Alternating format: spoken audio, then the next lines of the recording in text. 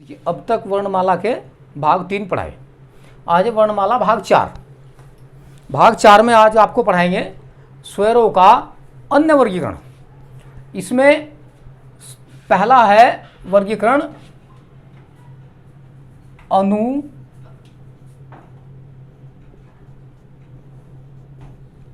अनुनासिका। अर्थात अनुनासिक के आधार पर, अनुनासिक के आधार पर, अर्थात अनुनासिक के आधार पर स्वरों का वर्गीकरण। अनुनासिक के आधार पर स्वरों का वर्गीकरण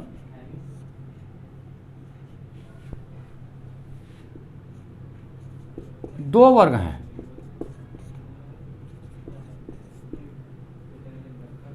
दो वर्ग हैं। नंबर 1 सानुनासिक। सानुनासिक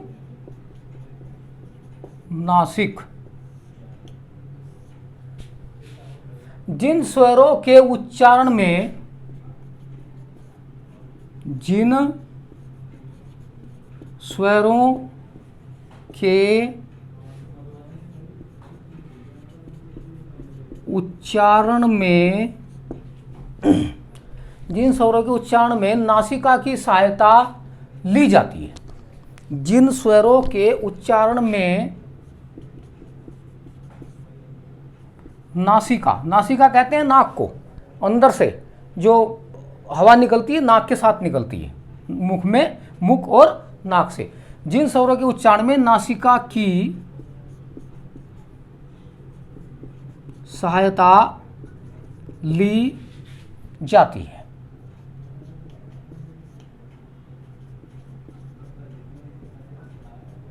सानुनासिक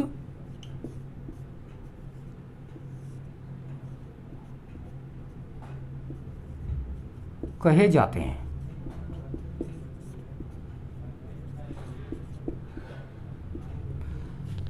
अब अनुनासिक के आधार पर स्वरों का वर्गीकरण 2 है। नंबर 1 है सानुनासिक। स माने सहित। जिन स्वरों के उच्चारण में नासिका की सहायता ली जाती है सानुनासिक कहलाते हैं। वे कौन से हैं? देखिए, जैसे अ, इसके ऊपर हमने चांद बिंदी चढ़ा दी तो अब कहेंगे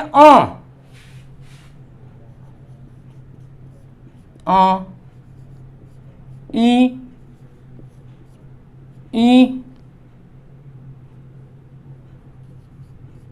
ऊ,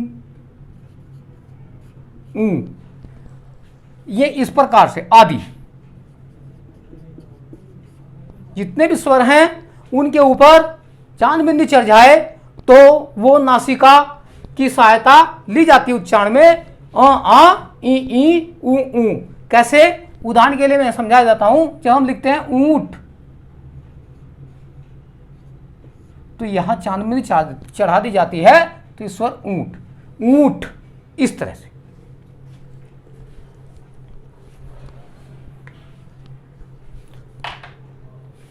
दूसरा है निरानुनासिक। नंबर 2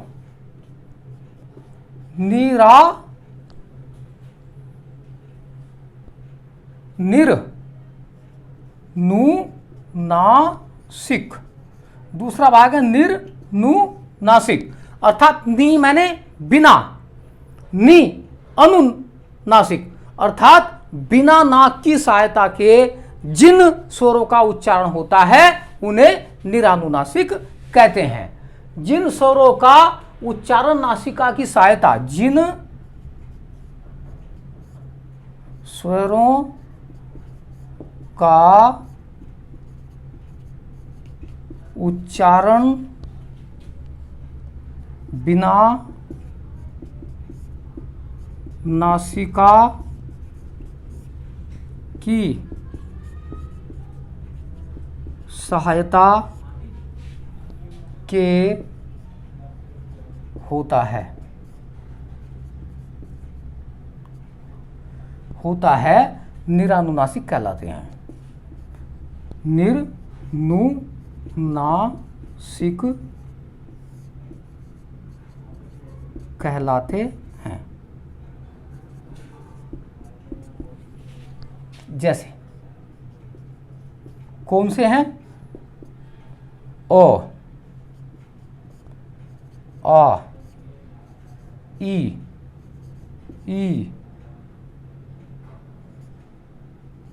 उ आदि।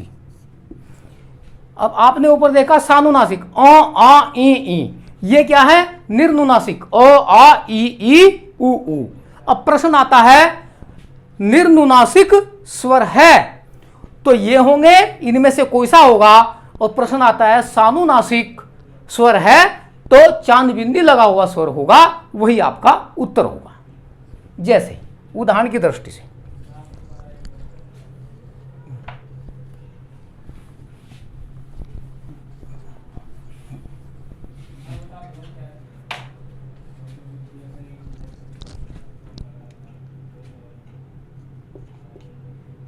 सानुनासिक स्वर है ए,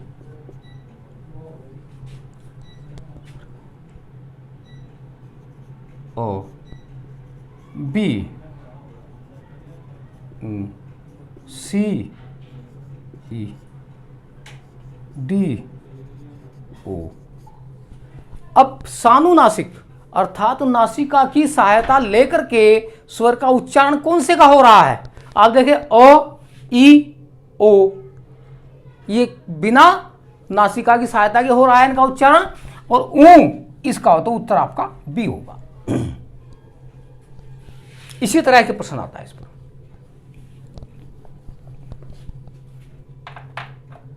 अब है जिह्वा के भाग के आधार पर। जिह्वा के भाग के आधार पर, जिह्वा के भाग के आधार पर स्वरों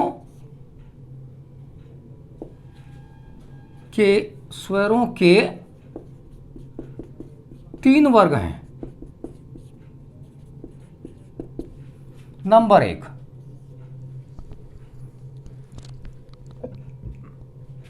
अग्रस्वर,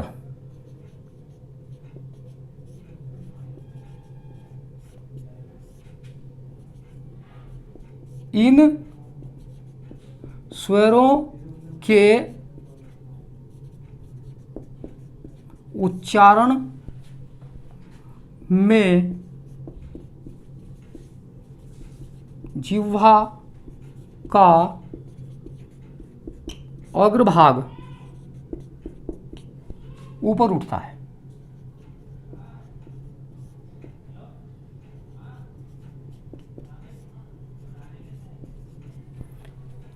इन स्वरों के उच्चारण में जिह्वा का अग्रभाग ऊपर उठता है। हमारे जो मुख के अंदर जीभ है, जब हम जिन स्वरों का उच्चारण करेंगे हमारी जीभ का अगला भाग, आगे का भाग वो ऊपर उठेगा तो उनको अग्रस्वर कहा जाएगा। वे कौन से हैं अग्रस्वर? छोटी, बड़ी, ए और ऐ। ये 4 जो हैं अग्रस्वर हैं, ई, ए, ऐ। तो आगे आप देखिए उच्चारण करके आगे का भाग ही ऊपर उठ रहा है। दूसरा है मध्य स्वर।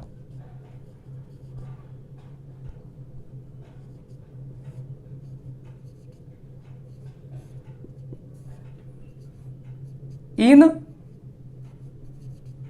स्वरों के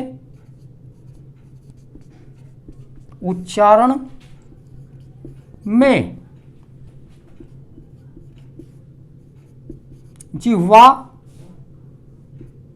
का मध्य भाग ऊपर उठता है।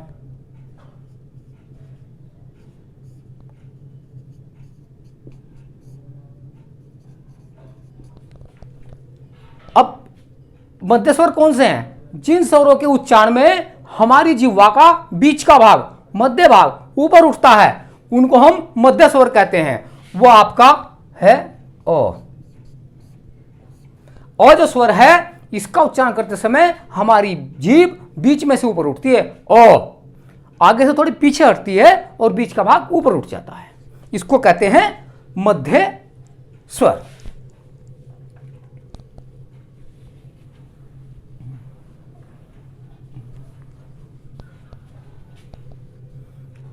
तीसरा है वर्ग पश्च स्वर।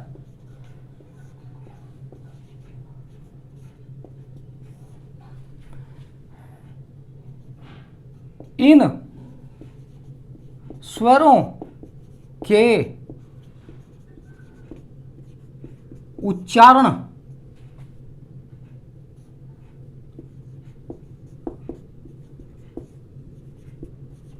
में जिह्वा का पीछे का भाग ऊपर उठता है।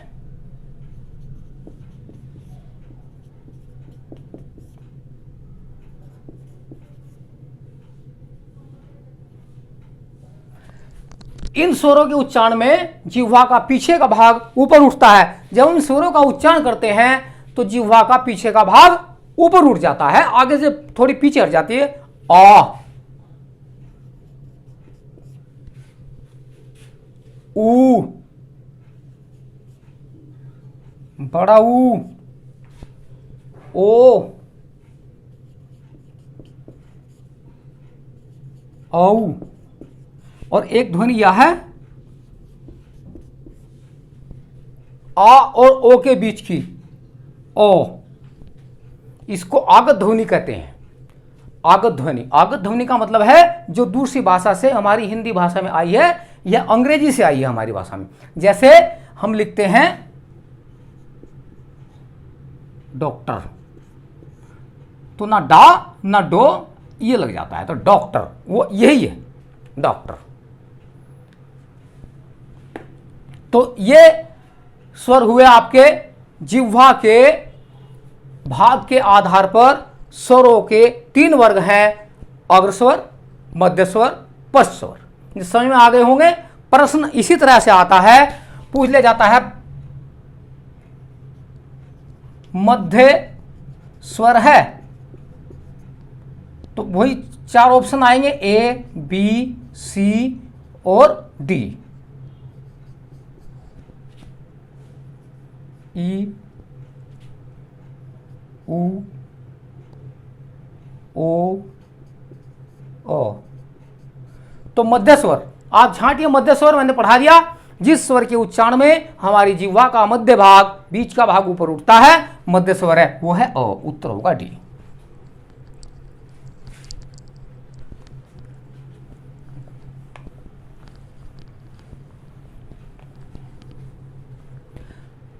अगला स्वरों का वर्गीकरण है जिह्वा के अभ्यंतर।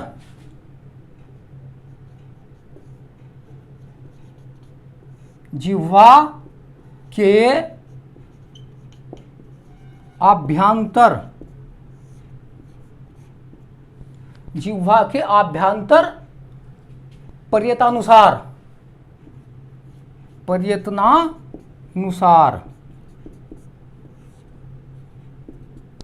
ये जिह्वा का जो हमारा जीभ है अभ्यंतर, जीभ हमारी अंदर से, अभ्यंतर कहते हैं अंदर को, कैसे उसमें हरकत में आती है, किस प्रकार से उच्चारण करते समय जिह्वा आगे पीछे होती है और फिर होठों का आकार लिया जाता है।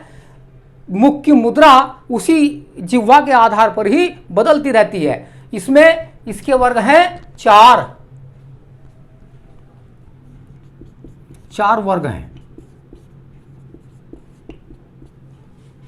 नंबर 1 विवृत,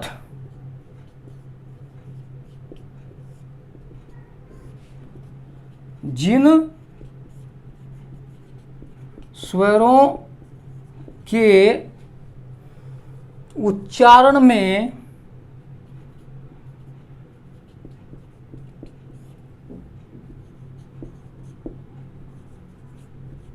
मुख पूर्ण रूप से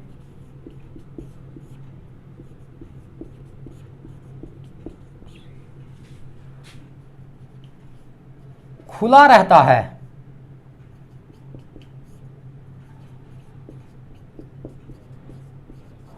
विवृत स्वर कहे जाते हैं।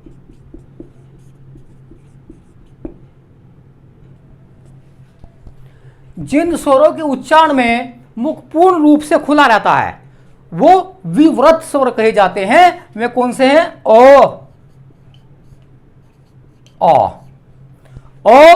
आ। तो पूर्ण रूप से हमारा मुख स्वतंत्र रूप से खुलता है, तो ये होते हैं विवृत। नंबर 2, अर्धविवृत।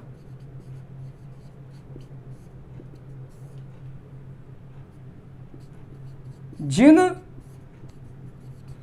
स्वरों के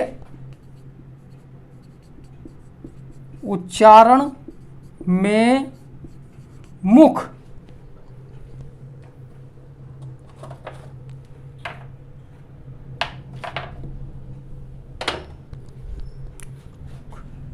आधा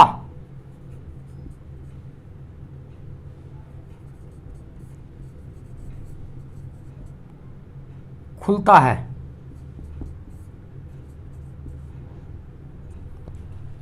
अर्ध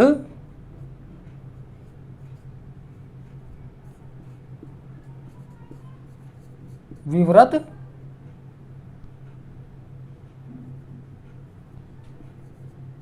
कहे जाते हैं।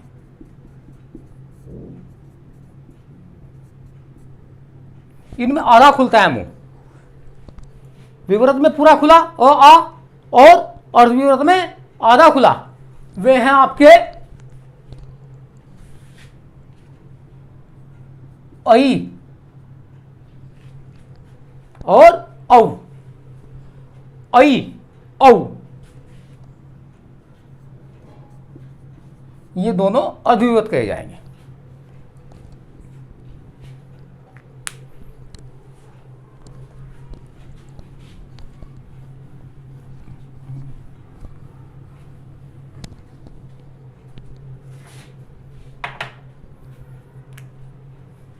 नंबर 3, संवृत।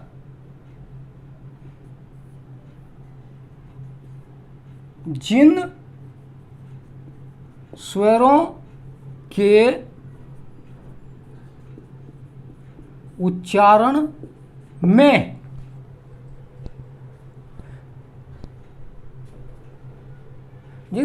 उच्चारण में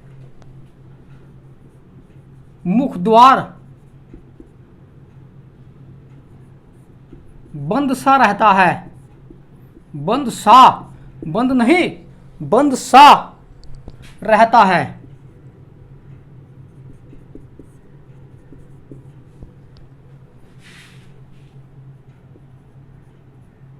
संवृत कहे जाते हैं। यह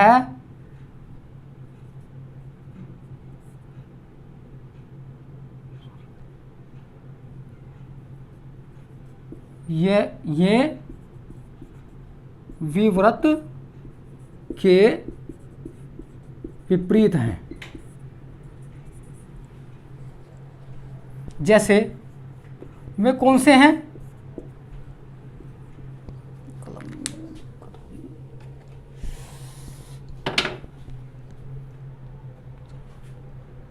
ई, छोटी ई, बड़ी ई, छोटा ऊ, बड़ा ऊ, ये चारों स्वर संवृत कहे जाते हैं। ई, ऊ, इनमें बंद सा रहता है, पूरा इनमें खुलता नहीं है, ये रहता है बंद सा,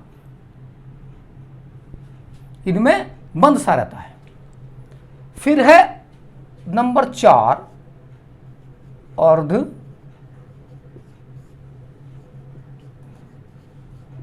संवृत, ये आधा संवृत होता है। जिन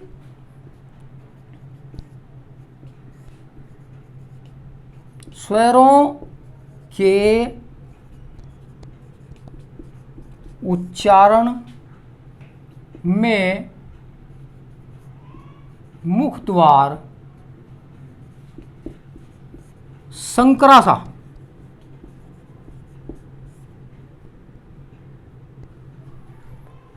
जिन स्वरों के उच्चारण में मुख द्वार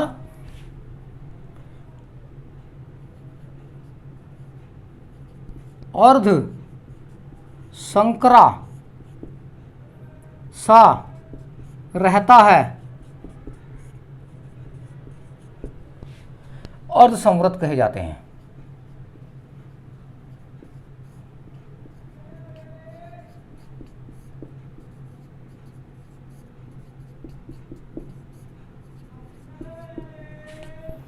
अर्ध संवृत क्या है? संकरा सा रहता है मुख द्वार। संकरा कहते हैं तंग, जो थोड़ा तंग रास्ता होता है उस संकरा बोलते हैं। तो मुख फैल से जाता है, इस तरह से संकरा सा हो जाता है। इनके उच्चारण में ये है ए और ओ। ए जो उच्चारण करेंगे ए ओ, तो ये संकरा सा हो जाता है। ये आपका जिह्वा के अभ्यंतर प्रेतानुसार 4 वर्ग हैं, विवृत, अर्धविवृत, संवृत और अर्धसंवृत। प्रश्न आ जाता है संवृत स्वर है, अर्धसंवृत स्वर है, विवृत स्वर है, अर्धविवृत स्वर है। तो इन्हीं में से आपका उत्तर होगा।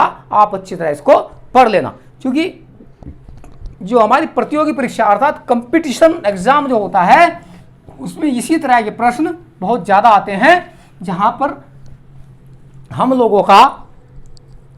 लोग सोच भी नहीं सकते, ऐसे ऐसे प्रश्न आ जाते हैं। अब आपको थोड़ा सा मैं अभी बताया था कि आगत स्वर, आगत स्वर है।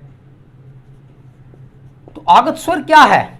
आगत स्वर है हमारा, जो मैंने अभी बताई थी आपको, आ और ओ के बीच की जो ध्वनि है अ, ये हमारा आगत स्वर है।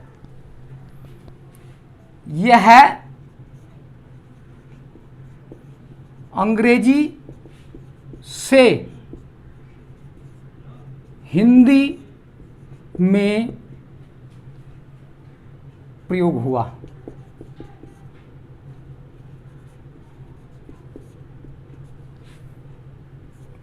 ये आगत है, आ जाता है, आगत स्वर है। तो ये हमारा अंग्रेजी से हिंदी में प्रयोग हुआ, अंग्रेजी से लिया गया। मैंने भी बताया था डॉक्टर, प्रॉक्टर, ये इस तरह से जो आता है। अब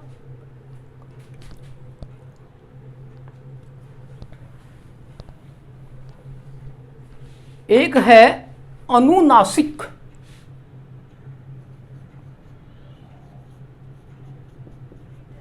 अनुनासिक व्यंजन वर्ण। अनुनासिक व्यंजन वर्ण कौन से हैं? जिन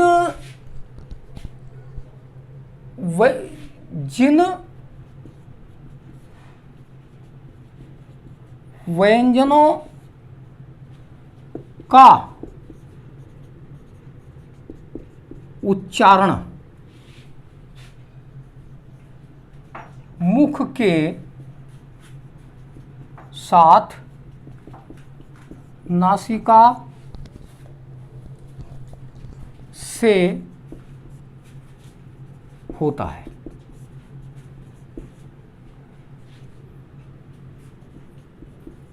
अनुनासिक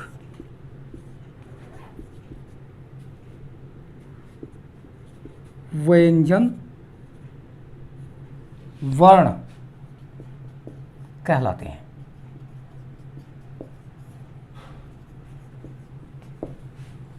वे कौन से हैं अनुनासिक व्यंजन वर्ण? आपके मैंने पढ़ा था जितने भी आपके 5 वर्ग हैं, 5 वर्गों का पंचम वर्ण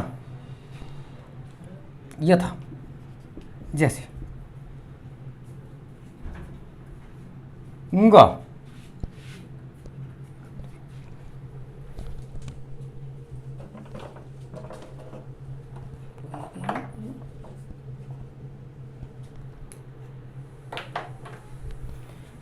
जिन व्यंजनों का उच्चारण मुख के साथ नासिका से होता है अनुनासिक व्यंजन वर्ण कहलाते हैं।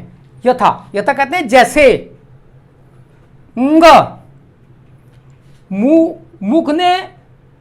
मुख खुला लेकिन नासिका से वायु बाहर आई, ङ। य, न,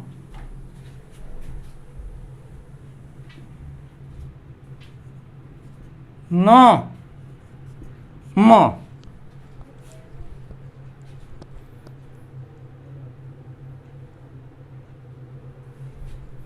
ये हमारे अनुनासिक व्यंजन वर्ण कहे जाते हैं। अगर प्रश्न आ जाता है अनुनासिक व्यंजन वर्ण है या अनुनासिक व्यंजन है या अनुनासिक वर्ण है, तो इनमें से आपका उत्तर होगा। अनुनासिक स्वर है, मैंने बताया था आपको, अनुनासिक स्वर आपका ये है ङ, जिसको अनुस्वार भी कहा जाता है। ये स्वर है, स्वर। ये आपका वर्णमाला भाग 4 पूरा हुआ। आज आपकी जो है वर्णमाला वो पूरी हो चुकी है।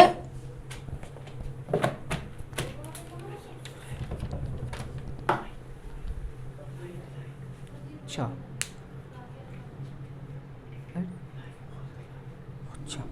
अभी आप लोग जो है इसको लाइक करें, जिन्होंने लाइक किया है बाकी लाइक करें। ये वर्णमाला भाग 4 तक आपके 4 भाग है। वर्णमाला है भाग 1, 2, 3 और 4, मैंने 4 तक पूरा हो गया। वर्णमाला आपकी पूरी हो चुकी है। इसमें आपके जो है 3-4 क्वेश्चन में आपको जनरल बताऊंगा, अभी नोट कराता हूं, अभी बता रहा हूं, उनको भी आप समझना, कभी कभी हिंदी में आ जाते हैं। और इसको आप लाइक करें अधिक से अधिक होगा। अच्छा, कभी कभी प्रश्न आ जाता है कि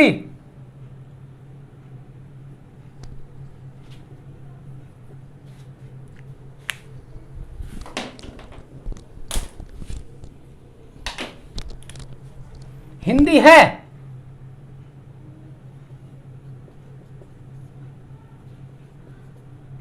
तो इसका उत्तर क्या होगा? आपका उत्तर होगा हिंदी एक भाषा है।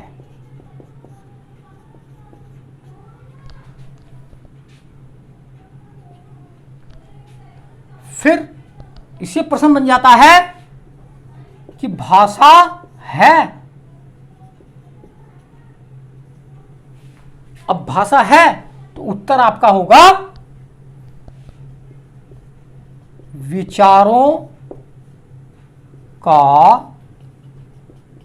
आदान प्रदान।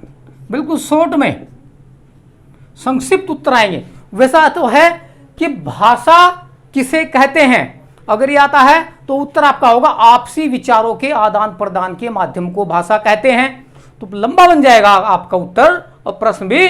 लेकिन उसने प्रश्न किया भाषा है, हमें ये देखना है, तो हमें सिर्फ उत्तर देना है विचारों का आदान प्रदान, यही विकल्प में आएगा। 4 विकल्प आएंगे, आपको देखना है आप विचारों का आदान प्रदान, यही आपका उत्तर होगा। तो प्रश्न आएगा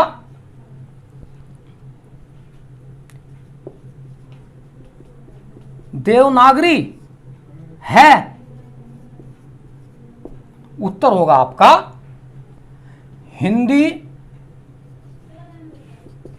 भाषा की लिपि। हिंदी भाषा की लिपि, तो हिंदी भाषा की जो लिपि है वो है आपकी देवनागरी। क्योंकि कहा जाता है कि देवनगर अर्थात काशी जी में बैठकर किसका निर्माण हुआ था, इसीलिए इसको देवनागरी लिपि कहा जाता है। जो अ से ज तक के आपके जितने वर्ण हैं वो सब देवनागरी लिपि में लिखे हुए हैं। प्रश्न आया वर्णमाला है,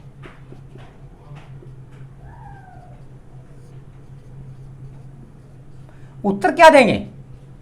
4 विकल्प आएंगे, आप इसी को ध्यान रखना। वर्णों का व्यवस्थित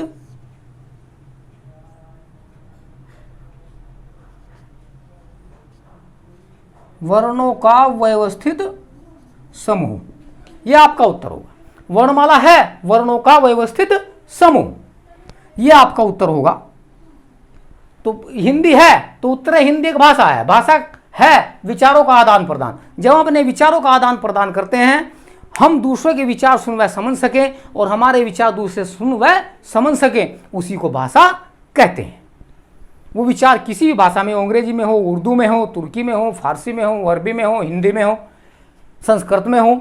हिंदी भाषा की लिपि देवनागरी है, हिंदी भाषा की लिपि उल्टा आ जाता है। हिंदी भाषा की लिपि है तो उत्तर होगा देवनागरी। वर्णमाला है, वर्णों का व्यवस्थित समूह, वर्णों को एक व्यवस्थित समूह में रखा गया है, इसलिए इसको कहते हैं वर्णों का व्यवस्थित समूह, वर्णमाला। ये मैंने छोटे 4 प्रश्न आपको दिए, कभी कभी परीक्षा में आ जाते हैं। आज ये आपका वर्णमाला जो प्रकरण है वो पूरा हुआ।